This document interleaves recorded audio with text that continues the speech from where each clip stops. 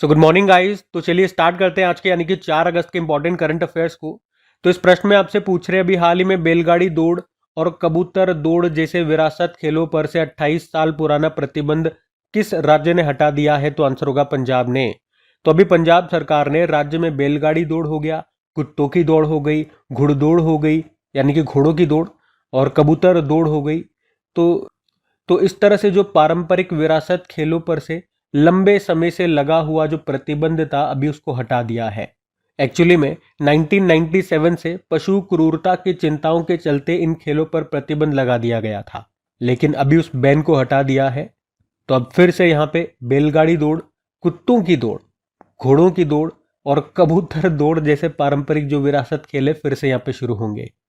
अच्छा, एक प्रश्न मैं आपको बता रहा हूँ, ये एक प्रश्न एग्जाम में आया था, उत्तर प्रदेश पुलिस एसआई के एग्जाम में आया था। पशुओं के प्रति क्रूरता रोकथाम अधिनियम को किस वर्ष में अधिनियमित किया गया था? तो याद रखना 1960। अच्छा, इसी तरह से एक जल्लीकट्टू उत्सव भी होता है या जल्लीकट्टू खेल बोल दो आप। इसमें क्या होता है, बैल को कंट्रोल करना होता है। तो ये फेमस है, कहाँ का है? तमिलनाडु का। और इसी तरह से कंबाला हो गया, कंबाला में बैलों की दौड़ होती है, ये है कर्नाटक का।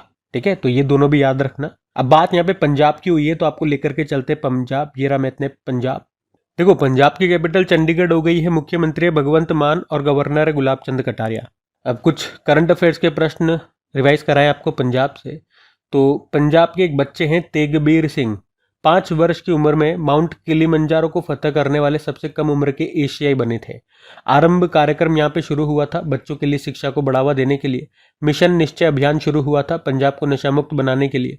भारत का पहला चिकित्सा संस्थागत संग्रहालय ये खुला चंडीगढ़ में। 14वां hockey India junior men national championship 2024 जो पंजाब में हुआ था उसको पंजाब ने जीता था, उत्तर प्रदेश को हराया था। 100% नल के पानी के कनेक्शन के साथ भारत का 5वां हर घर जल राज्य बना पंजाब। दुर्घटना हॉटस्पॉट को मैप करने वाला पहला राज्य बना पंजाब। मात्र मृत्यु दर को कम करने के लिए सर्जन मोबाइल ऐप को लॉन्च किया था पंजाब ने। शी कोहॉर्ट 3.0 लॉन्च किया था पंजाब ने। उद्देश्य है पंजाब में वुमेन्स स्टार्टअप इकोसिस्टम को बढ़ावा देना। पंजाब सरकार ने महिलाओं और बच्चों को हिंसा से बचाने के लिए प्रोजेक्ट हिफाजत भी शुरू किया था। होला मोहल्ला त्योहार यहाँ मनाया जाता है। सांकेतिक भाषा में कार्यवाही प्रसारित करने वाली भारत की पहली विधानसभा ये पंजाब की है। पंजाब सरकार किस वन्यजीव अभ्यारण्य में राज्य की पहली तेंदुआ सफारी स्थापित करेगी? तो झज्जर में जो बचौली वाइल्ड लाइफ सेंचुरी है वहाँ पे। भारत की 7वीं सबसे बड़ी पंजाब आधारित दूध सहकारी संस्था है मिल्कफेड, और इसी ने अपने वेरका डेयरी ब्रांड के लिए वीरा को नए शुभंकर के रूप में मैस्कोट के रूप में चुना था। उसके अलावा भारत का पहला लकड़ी का गुरुद्वारा ये कहाँ पर स्थापित किया गया? पंजाब के फाजिल्का में। मुख्यमंत्री सेहत योजना शुरू हुई थी। इसमें प्रत्येक परिवार को हर साल 10 लाख रुपए निःशुल्क स्वास्थ्य बीमा दिया जाएगा। और दुनिया के सबसे बुजुर्ग मैराथन धावक का निधन हो गया, पंजाब से थे, पगधारी बवंडर के नाम से प्रसिद्ध थे। तो पंजाब से ये करंट अफेयर्स के प्रश्न भी हमने रिवाइज कर लिए, ध्यान में रखना। अगला प्रश्न देखते हैं। फिर अगले में पूछ रहे हाल ही में ऑपरेशन शिव शक्ति ये कहां पर हुआ? तो आंसर होगा जम्मू कश्मीर। तो अभी भारतीय सेना ने जम्मू कश्मीर पुलिस के साथ मिलकर के जम्मू कश्मीर के पुंछ सेक्टर में ऑपरेशन शिव शक्ति को शुरू किया, और हमारी सेना ने इस ऑपरेशन के तहत अभी एलओसी के पार घुसपैठ की कोशिश कर रहे 2 आतंकवादियों को मार गिराया। तो आप कह सकते हो ये घुसपैठ रोधी मिशन है जो एलओसी को पार कर जम्मू कश्मीर क्षेत्र में घुसने के प्रयासों को विफल करने के लिए शुरू किया गया। इस ऑपरेशन का मुख्य उद्देश्य यही है, आतंकवादियों को भारतीय क्षेत्र में प्रवेश करने से पहले ही रोकना और उन्हें खत्म करना। ये शिव शक्ति से कुछ याद आएगा आपको, हमारा जो चंद्रयान 3 मिशन था, जो कि आपको पता है चांद के साउथ पोल पर लैंड करने वाला भारत पहला देश बना था दुनिया का, और वैसे तो दुनिया का 4था देश है चांद पर जाने वाला। और कब लैंड किया था चांद पर? हमने 23 अगस्त को, और साउथ पोल पे लैंड किया था, ये याद रखना। और जिस स्थान पे लैंड किया था हमने नाम भी दिया था, क्या नाम दिया था? यही नाम दिया था, शिव शक्ति। ठीक है, और इसी तरह से याद दिला दूं, अभी 2025 में ही हमने ऑपरेशन शिवा के बारे में भी पढ़ा था। अमरनाथ यात्रा के सुचारू व सुरक्षित संचालन के लिए हमारी सुरक्षा बलों ने ऑपरेशन शिवा नाम से एक अभियान शुरू किया था, जो अभी जुलाई में पहलगाम आतंकी हमला हुआ था, उसी के बाद ये ऑपरेशन शिवा शुरू किया गया था। अच्छा, कुछ और ऑपरेशंस इस साल हमने शुरू किए, वो सारे मैं आपको रिवाइज कराता हूँ। देखो, जैसे कि देखो, एक ऑपरेशन इंद्रावती हमने पढ़ा था हैती से भारतीयों को निकालने के लिए। ऑपरेशन कामधेनु जम्मू कश्मीर पुलिस ने मवेशी तस्करी पर रोक लगाने के लिए। ऑपरेशन डेविल हंट बांग्लादेश ने हिंसा से निपटने के लिए। ऑपरेशन ब्रह्मा म्यांमार में भूकंप पीड़ितों की मदद के लिए। ऑपरेशन टिक्का जम्मू कश्मीर के पहलगाम में आतंकी हमले के बाद घुसपैठ को रोकने के लिए हमने शुरू किया। ऑपरेशन हॉक सीबीआई ने शुरू किया था ऑनलाइन बाल यौन शोषण नेटवर्क को ध्वस्त करने के लिए। ऑपरेशन सिंदूर पाकिस्तान और पीओके में 9 आतंकवादी ठिकानों पर हवाई हमला किया था। Operation civil defence mock drill अभ्यास था, ये बेंगलुरु में हुआ था। उसके अलावा ऑपरेशन केल्लर दक्षिण कश्मीर के शोपिया में केल्लर के घने जंगलों में आतंकवाद विरोधी अभियान है ये। ऑपरेशन संकल्प सुरक्षा बलों ने छत्तीसगढ़ के बीजापुर जिले में 22 नक्सलियों को मार गिराया था। ऑपरेशन वेब स्पाइडर यूक्रेन ने रूस पर गुप्त ड्रोन हमला किया था। Operation ghost SIM Indian army और असम पुलिस ने मिलकर शुरू किया नकली सिम के खिलाफ। और ऑपरेशन राइजिंग लायन इजराइल ने जो ईरान के परमाणु ठिकानों पर, उसके सैन्य ठिकानों पर हमला किया था इसी ऑपरेशन के तहत, और उसके बदले में फिर ईरान ने इजराइल पे जो हमला किया था उसका नाम है ऑपरेशन ट्रू प्रॉमिस 3। और ईरान से भारतीयों को निकालने के लिए हमने ऑपरेशन सिंधु चलाया था। फिर बचा कुचा अमेरिका भी टूट पड़ा था ईरान पर, किस ऑपरेशन के तहत? Operation midnight hammer. और फिर ईरान ने बदला लेने के लिए कतर में जो अमेरिकी एयरबेस है उस पर हमला किया था, कौन सा ऑपरेशन के तहत? ऑपरेशन बशायर अल्फत। उसके अलावा ऑपरेशन चक्र 5 सीबीआई ने इसके तहत साइबर धोखाधड़ी में म्यूल बैंक खातों का भांडाफोड़ किया। ऑपरेशन डीप मैनिफेस्ट उद्देश्य था पाकिस्तान के द्वारा इलीगल लाए जा रहे सामानों को रोकना। ऑपरेशन मेडमैक्स नारकोटिक्स कंट्रोल ब्यूरो ने इस ऑपरेशन के तहत 4 महाद्वीपों में चल रहे वैश्विक ड्रग तस्करी गिरोह को ध्वस्त किया था। ऑपरेशन कालनेमी उत्तराखंड ने शुरू किया था फर्जी संतों के खिलाफ। ऑपरेशन महादेव जम्मू कश्मीर में श्रीनगर के पास हमारी सेना ने एक आतंकवाद विरोधी अभियान शुरू किया था, इसमें 3 आतंकियों को मारा भी था। ठीक है, तो ये इसी साल सारे ऑपरेशन हमने शुरू किए, मैंने आपको सारे रिवाइज करा दिए, ध्यान में रखना। अगला प्रश्न देखते हैं। हाल ही में किस राज्य के पर्यटन ने पेटा गोल्ड अवार्ड 2025 जीता? तो आंसर होगा केरल। तो अभी केरल पर्यटन को पेटा गोल्ड अवार्ड 2025 से सम्मानित किया गया। पेटा मतलब हो गया पैसिफिक एशिया ट्रेवल एसोसिएशन। तो ये पुरस्कार सबसे आकर्षक सोशल मीडिया अभियान श्रेणी में दिया गया है। तो केरल पर्यटन के मीम आधारित मेकओवर अभियान के कारण इसे यह अवार्ड मिला। इस अभियान का उद्देश्य था ऑनलाइन दर्शकों को आकर्षित करना। अच्छा, इसी के अलावा याद रखना अभी आंध्र प्रदेश को उभरते तटीय और विरासत पुरस्कार से सम्मानित किया गया था। इसे विशेष रूप से तटीय और विरासत पर्यटन को बढ़ावा देने के लिए इस पुरस्कार के लिए चुना गया था। ठीक है, तो प्रश्न में तो हमने पेटा गोल्ड अवार्ड 2025 की बात करी है जो कि केरल पर्यटन को मिला है। अब बात केरल की हो रही है तो केरल भी ले चलते हैं आपको। ये रहा मैप में केरल। कैपिटल तिरुवनंतपुरम है। मुख्यमंत्री पिनाराई विजयन। गवर्नर है राजेंद्र विश्वनाथ अर्लेकर। राज्य के पशु हाथी हो गया। पक्षी है ग्रेट हॉर्नबिल। पुष्प है कोनिकोना। वृक्ष है नारियल का फल है कटहल। मछली है green chromide. Silent valley national park है। पेरियार नेशनल पार्क है। रविकुलम नेशनल पार्क है। अन्नामुड़ी शोला नेशनल पार्क हो गया। और इडुक्की डैम है यहाँ पर पेरियार नदी पर। यहाँ का क्लासिकल डांस कथकली है। मोहिनी अट्टम है। क्लासिकल लैंग्वेज मलयालम है। कुछ फेस्टिवल्स की बात करें तो ओणम हो गया, त्रिशूरपुरम हो गया, टुकल पोंगल हो गया, मकर वेलक्कू हो गया, विशु उत्सव हो गया। पहला अंतरराष्ट्रीय समुद्र तट महोत्सव भी यहाँ मनाया गया था। एक बार एग्जाम में ये प्रश्न आया था कि केरल का कौन सा त्योहार नए साल का प्रतीक है? विशु उत्सव याद रखना। केरल के समुद्री तट को मालाबार तट कहते हैं तो तमिलनाडु के समुद्री तट को कोरोमंडल तट कहते हैं। मसालों के बाग के नाम से केरल को जानते हैं। और सबरीमला टेम्पल भी आपको मिलेगा केरल में ही। कुछ करंट अफेयर्स के प्रश्न देखें केरल से। तो अभी अरालम वाइल्ड लाइफ सेंचुरी जो कि भारत की पहली बटरफ्लाई सेंचुरी बनी है, ये केरल में आपको मिलेगी। मैनेजमेंट इफेक्टिवनेस इवैल्यूएशन इंडेक्स आया था, उसमें टॉप पे केरल है। और केरल का पहला स्किन बैंक ये तिरुवनंतपुरम में खुला। अर्थुंकल पुलिस स्टेशन ये भारत का पहला ISO प्रमाणित स्टेशन बन गया। ये केरल के अल्लापुजा जिले में है। और केरल के पूर्व मुख्यमंत्री रहे जो 11वें नंबर के थे VS अच्युतानंद, इनका निधन हो गया। और अभी फेसलेस GST अधिनिर्णय यानी कि GST एडजुडिकेशन लिए पायलट परियोजना शुरू करने वाला पहला राज्य बना था केरल ही। ठीक है, तो ये सब ध्यान रखना केरल से। अगला प्रश्न देखते हैं। फिर अगले में पूछ रहे हैं कि चुनाव आयोग ने अखिल भारतीय मतदाता सूचियों का विशेष गहन पुनरीक्षण, जिसे आप शॉर्ट में बोलोगे SIR सर, ये शुरू करने की घोषणा की है। मतलब शुरू किया है। और अभी इसे किस राज्य में शुरू किया गया, ये प्रश्न पूछ रहे हैं। तो अभी भारतीय निर्वाचन आयोग ने बिहार विधानसभा चुनाव से पहले राज्य की मतदाता सूची का विशेष गहन पुनरीक्षण SIR मतलब स्पेशल इंटेंसिव रिवीजन शुरू किया है। उद्देश्य क्या है ऐसा करने का? यह सुनिश्चित करना कि कोई भी पात्र नागरिक छूट न जाए और कोई भी अपात्र व्यक्ति मतदाता सूची में शामिल न हो।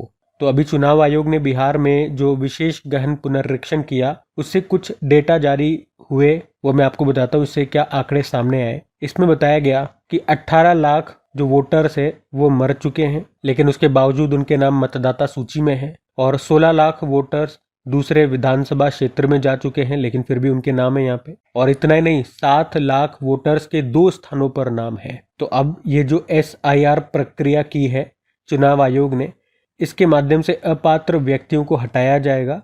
और चुनाव आयोग ने यह भी कहा कि अब हम इस तरह का काम पूरे भारत में करेंगे। अभी कहाँ पे किया? बिहार में किया। अब बिहार में किया तो बिहार तो मैं अभी आपको एक आध दिन पहले भी डिटेल में रिवाइज करा चुका हूँ। आज चुनाव आयोग से संबंधित कुछ प्रश्न मैं आपको रिवाइज कराता हूँ। इलेक्शन कमीशन ऑफ इंडिया और संविधान के भाग 15 में अनुच्छेद यानी कि आर्टिकल 324 से 329 तक में इसमें बताया गया है। इसके बारे में स्थापना होती है 25 जनवरी 1950 और हमारे वर्तमान में चीफ इलेक्शन कमिश्नर कौन है? ज्ञानेश कुमार है 26वें नंबर के। पहले कौन थे? सुकुमार सेन। और पहली महिला मुख्य चुनाव आयुक्त कौन थी? VS रमा देवी। और पूछें कि अभी वर्तमान में जो इलेक्शन कमिश्नर है, चुनाव आयुक्त हैं, वो क्या नाम है? विवेक जोशी और सुखबीर सिंह संधू। इसके अलावा 2-4 प्रश्न आप और देखो इसी से संबंधित। अभी चुनाव आयोग ने कहां पर चंद्रयान से चुनाव तक नाम से एक पहल शुरू की थी? दिल्ली। चुनावी अखंडता पर अंतर्राष्ट्रीय सम्मेलन 2025 ये हुआ स्टॉकहोम स्वीडन में। चुनाव आयोग ने मतदान केंद्र में मतदाताओं की अधिकतम संख्या 1500 से घटाकर कितनी कर दी? 1200। भारत का पहला राज्य कौन सा बन गया जिसने मोबाइल आधारित ई-वोटिंग की सुविधा शुरू की? बिहार। और आम चुनावों में मतदान की न्यूनतम आयु 18 से घटाकर 16 वर्ष कर दिया है। कहां पर? ब्रिटेन में। ठीक है, तो ये पॉइंट्स ध्यान में रखना। अगला प्रश्न देखते हैं। फिर अगले में पूछ रहे हैं कि हाल ही में सरकारी कर्मचारियों के लिए सबेटिकल लीव योजना शुरू करने वाला पहला राज्य कौन सा बन गया? तो आंसर होगा सिक्किम। तो याद रखना कि सिक्किम ये देश का पहला राज्य बन गया है जिसने औपचारिक विश्राम अवकाश योजना को शुरू किया है। तो इसमें क्या होगा? तो इसमें वो सरकारी कर्मचारी जिन्होंने निरंतर अपने 5 साल की सेवा पूरी कर ली है, वे 365 दिनों से लेकर के अधिकतम 1080 दिनों तक की छुट्टी ले सकेंगे। यानी कि 1 साल से लेकर लगभग 3 साल आप मान लो।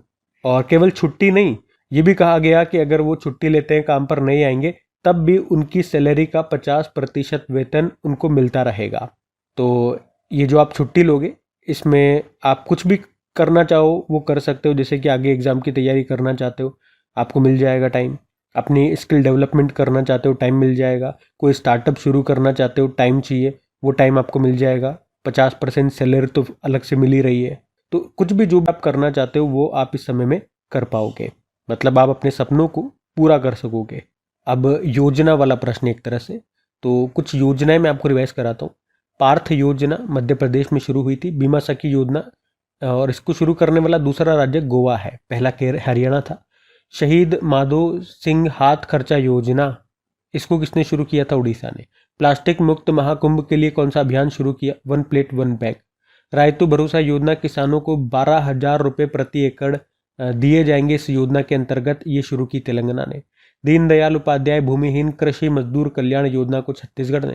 मुख्यमंत्री मोबाइल ऑपरेशन थिएटर पहल शुरू की नागालैंड ने। स्वामित्व योजना के तहत संपत्ति कार्ड वितरित करने वाला पूर्वोत्तर का पहला राज्य ये मिजोरम है। इसके अलावा मृदा स्वास्थ्य को बढ़ावा देने के लिए हर खेत स्वस्थ खेत अभियान को लॉन्च किया हरियाणा ने। और केरल ने एन प्राउड नाम से एक पहल लॉन्च की जिसका उद्देश्य है खराब और अनुपयोगी जो भी दवाएं हैं उन्हें सुरक्षित तरीके से डिस्पोज करना, खत्म करना। ठीक है, तो ये 2025 की इंपॉर्टेंट कुछ योजनाएं हमने हैं रिवाइज कर ली, ध्यान में रखना। अगला प्रश्न देखते हैं। फिर अगले में पूछ रहे हैं कि थार रेगिस्तान में मिला पहला हड़प्पा स्थल, तो ये राजस्थान के किस जिले में स्थित है? तो आंसर होगा जैसलमेर। तो अभी राजस्थान के जैसलमेर डिस्ट्रिक्ट में हड़प्पा सिविलाइजेशन का एक नया स्थल मिला है, और ये पहली बार है जब थार डेजर्ट में कोई हड़प्पा साइट मिली है। इस साइट की जो एग्जैक्ट लोकेशन है वो है रातड़िया री डेरी, वहाँ पे उस जगह को बोलते हैं रातड़िया री डेरी, वहाँ पर ये मिली है। और आप कह सकते हो ये स्थल जोधपुर जिले के रामगढ़ तहसील के पास है और 4500 साल पुराना इसे माना जा रहा है। अच्छा, इसमें क्या क्या चीज़ें मिली हैं?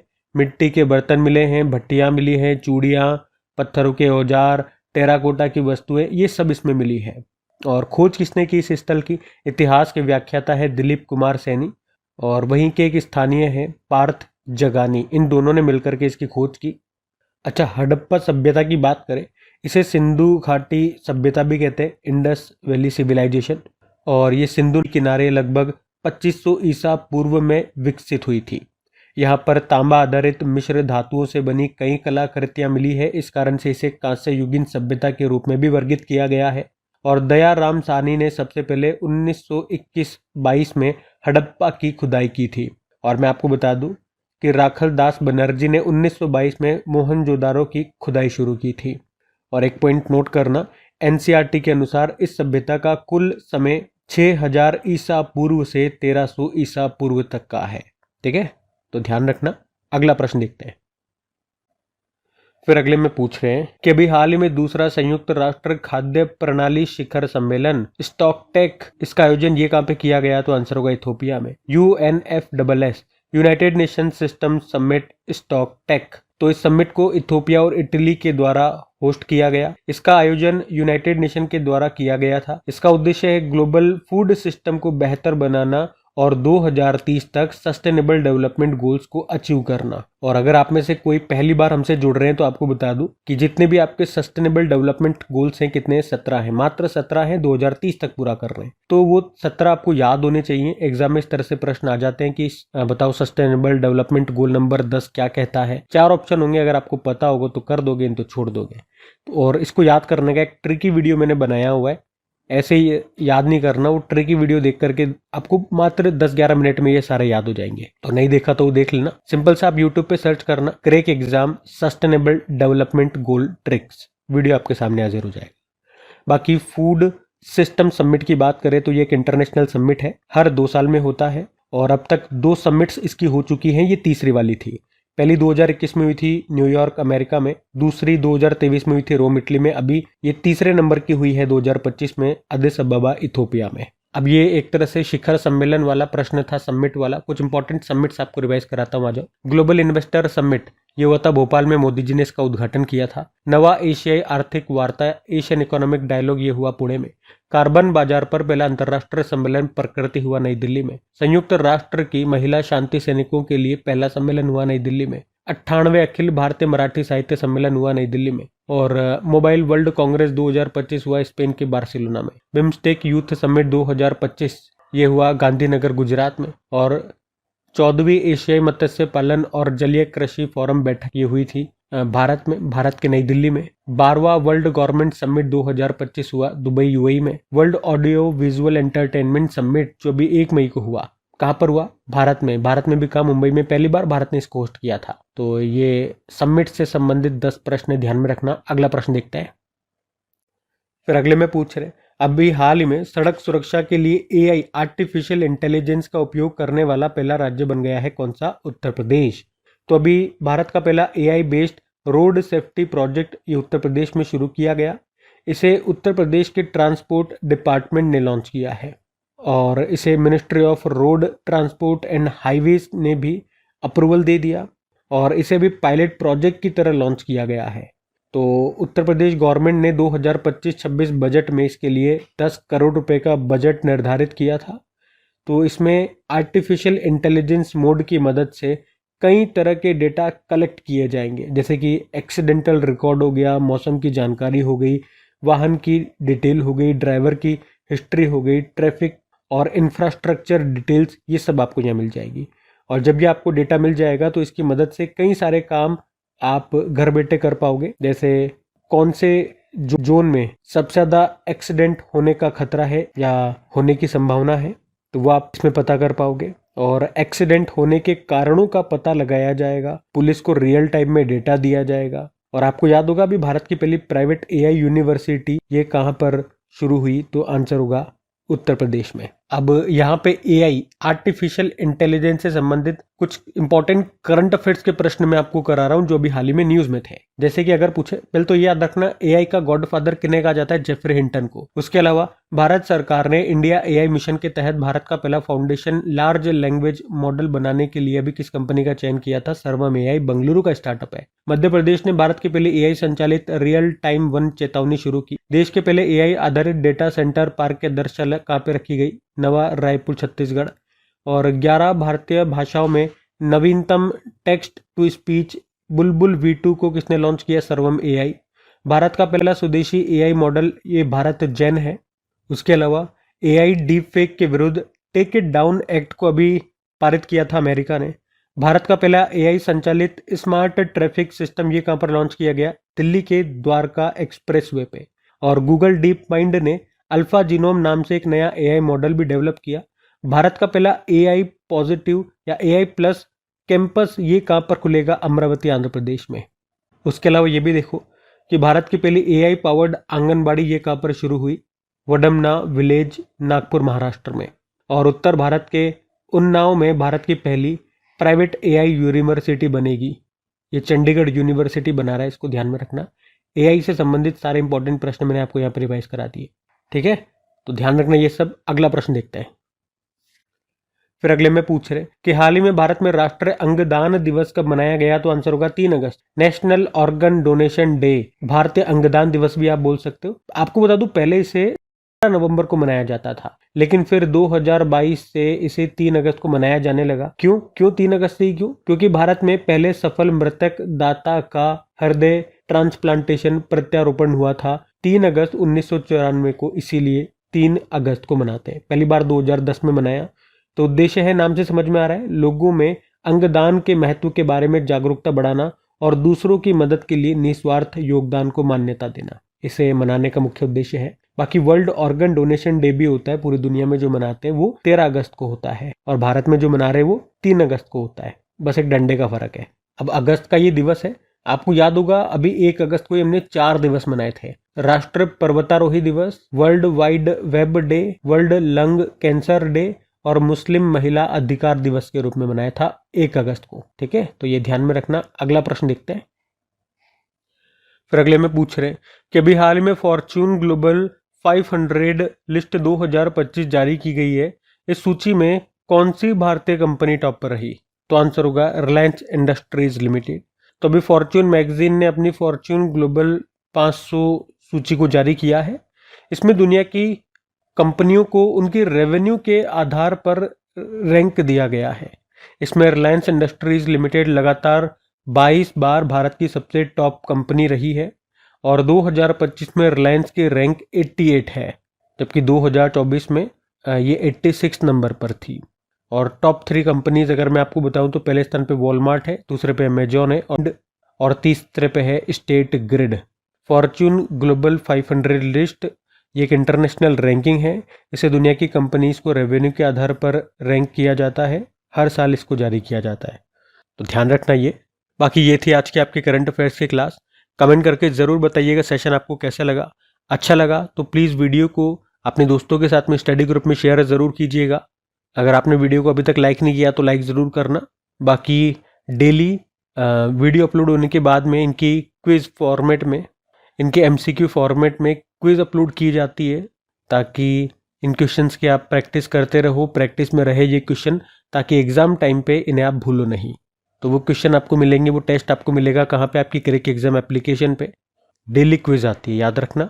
और PDF आपको आपके टेलीग्राम पे मिल जाती है। टेलीग्राम और एप्लीकेशन दोनों का लिंक डिस्क्रिप्शन बॉक्स से मिल जाएगा, डिस्क्रिप्शन बॉक्स में। और एप्लीकेशन को डायरेक्ट आप गूगल प्ले स्टोर से भी इंस्टॉल कर सकते हैं। बाकी चलो अभी कल के करंट अफेयर्स का हम क्विक रिविजन कर लेते हैं और फिर सेशन एंड करते हैं। तो कल पहला प्रश्न पूछा था कि अभी हाल ही में भारतीय सीनियर पुरुष फुटबॉल टीम का मुख्य कोच अभी किसे बनाया गया, खालिद जमील को। फिर पूछा गौरी या राई महोत्सव भील समुदाय के द्वारा किस राज्य में मनाया जाता है, राजस्थान। भारतीय तटरक्षक बल के लिए पहला स्वदेशी होवरक्राफ्ट का निर्माण ये कहाँ पर शुरू हुआ, गोवा। और भारत से मिले नए दुर्लभ ब्लड ग्रुप का नाम क्या दिया गया, CRIB। और किस देश ने अपने पहले कक्षीय रॉकेट एरिस का असफल प्रक्षेपण किया, ऑस्ट्रेलिया। भारतीय नौसेना के 47वें उप प्रमुख के रूप में भी नियुक्त किया गया संजय वात्सायन को। फिर अगले में पूछा कि भारत ने विश्व जूनियर टीम स्क्वैश चैंपियनशिप में 13 साल के बाद कौन सा पदक जीता? ब्रोंज। और फैसलेस जीएसटी अधिनिर्णय के लिए पायलट परियोजना लागू करने वाले पहला राज्य बना है केरल। उसके अलावा म्यांमार के नए प्रधानमंत्री बने यू न्यो सो। और आखिरी प्रश्न पूछा था राष्ट्रीय पर्वतारोही दिवस ये मनाया जाता है कब? 1 अगस्त को। तो चलो कल का भी होमवर्क प्रश्न देख लेते हैं और फिर सेशन एंड करते हैं। तो कल पूछा था एक बुक है confessions of a Shakespeare addict, इसको किसने लिखा है? तो आंसर होगा SVS रवि ने। आप सभी ने प्रश्न का बिल्कुल सही उत्तर दिया। अब ये आज का आपका होमवर्क प्रश्न है।